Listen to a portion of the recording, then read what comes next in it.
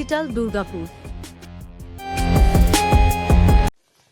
দুর্গাপুরে আচরণ রুমস হোস্টেলে শ্রুতি নক্ষত্র সন্ধ্যায় সাংস্কৃতিক অনুষ্ঠান। দুজনে কর্ণধার উমাশঙ্কর সেন বলেন, দুর্গাপুরের সাহিত্য, সংস্কৃতি, কৃষ্টি পরবর্তী প্রজন্মের কাছে তুলে ধরতে এবং শ্রুতি, নাটক, গান, কবিতা মননশীল মানুষের কাছে পৌঁছে দেওয়ার একটা প্রচেষ্টা। কবি সুতপা সেন ও সহযোগিতা করেন এই সাংস্কৃতিক সন্ধ্যার।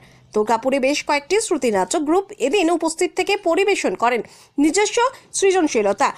সাংবাদিক অভিজিৎ দাসকে বিশেষ সম্মাননা প্রদান করা হয় সমাজের কল্যাণে, সমাজের পাশে ও সাথে সর্বদাই থাকার জন্য। এই প্রসঙ্গে বাচিক ও নাট্যশিল্পী উমাশঙ্কর সেন, কবি সুতপা সেন এবং আন্তরিক সাহিত্য পত্রিকার সম্পাদিকা অন্তরা সিংহ রায়ের বক্তব্য শুনে নেওয়া যায়। দুজনে সুজনে আমরা মূলত শ্রুতি নাটক করি।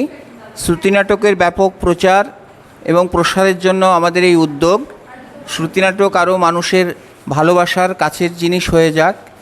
আসলে শ্রুতি নাটক আমরা দৈনন্দিন জীবনে যা কথাবার্তা বলি, সেগুলি নাট্যকার সেই রকম কথাবার্তা একটা মালাবন্ধন করে শ্রুতি নাটক উপহার দেন। আমরা যারা বাচিক শিল্পী আছি, যারা নাটকের সঙ্গে জড়িত আছি, তারা সেগুলিকে পরিবেশন করি।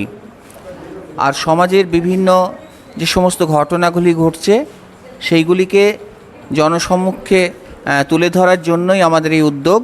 দুজনে সুজনে, আমাদের ক্যাপশনটাই তাই, দুজনে সুজনে, তলায় দেখবেন লেখা আছে শ্রুতি নাটকেই সুখ। এটা তো প্রথম বছর, আগামী দিনেও আমরা কি দেখতে পাবো? অবশ্যই আমরা প্রথম বছর এটা বলবো না। দুজনে সুজনের জন্ম হয়েছে 2020-তে। তারপরে আমাদের কিছুটা অসুবিধার জন্য আমরা নাটকটা বাইরে বেশি প্রচার আনতে পারিনি, কিন্তু আমাদের ভেতরে দুজনে সুজনের হয়ে বিভিন্ন জায়গাতে আমরা পরিবেশন করেছি নাটক। আমরা যেখানেই যাই দুটি চরিত্রের নাটক নিয়ে যাই। আমার নাম উমাশঙ্কর সেন। সুজনে উমাদার বৌদি আমাকে আবার ঘরের ভেতর থেকে বাইরে নিয়ে এসছে। ইতিমধ্যে উমাদার সাথে আমি 3-4টে নাটক করেছি, শ্রুতি নাটক। কলকাতাতেও গেছি, এখানেও নিয়েছি। আর ওনাদের কাছ থেকে আমি সবসময় ভীষণভাবে সমর্থন পাই। সবাই আসুক, সবাই একসাথে হাসি খুশি মনে আমরা নাটক করি। আমি সুতপা অধিকারী সেন। সবাই ভালো থাকুন। সুতপা অধিকারী সেন আমি।